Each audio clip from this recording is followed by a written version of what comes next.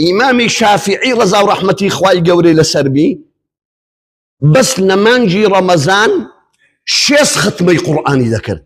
هەموو ڕۆژێک ختمەک، هەموو شەوێ ختمەک 6 ختمەی قورئانی دەکرد. تۆ 6 مەکە، 1 ختمەی قورئانی بە مەزبوطی بکە لەو مانگە پیرۆزە وەبی داخلی ناو ئەو ڕەحمەتە بی.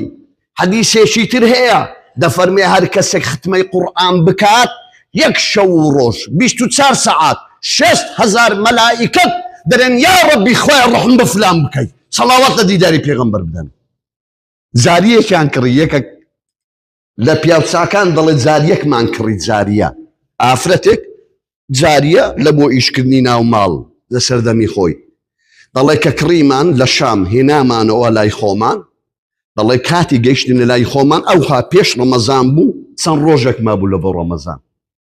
دەرێ سەیری کرد خەڵک ئەشیا دەکڕی، شتومەک دەکڕی، خواردن و برنج و وشی ئێستاکە ئەرزاق دەکڕی، خۆی ئامادە دەکە لەو مانگی ڕەمەزان. دەرێ ئەو های کرد، گوتی ئەوە چیە لۆ مەشغوڵن ئەو خەڵکە؟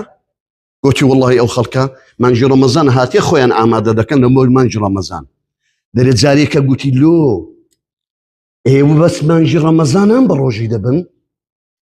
ئەویش گوتی ئەدی ئەوە واجبە، ڕدوونی بمجێەوە، ئەمن لە ناو ئەو قەوە بێدینە نابم یازدە مانگ بە ڕۆژی نەبوو بیتازە دەیەوێ خۆی ئامادە بکە لەو مانگە بە ڕۆژی بی. والله لە ناوتاندا نانیشم. دەرێ ئەو جاریە گەڕاوە چۆشەم لەوێ چونکە دەیزانی هەموو دووشەمان پێشەمان ئەیام البێض هەموو سونەتەکان بە ڕۆژینە لە ناو جیهاندا کە ئەنەمە هەموو ڕۆژێک ڕەمەزان بوو، نەکوەچی ئێستاکە لەو مانگی ڕەمەزان هاتیە خۆی ئامادە دەکا و لەوانەشە ڕۆژ یەکەشی لەسەر لا قوڕس بی. یا ڕەبی خوای هیدایەتمان بدەی.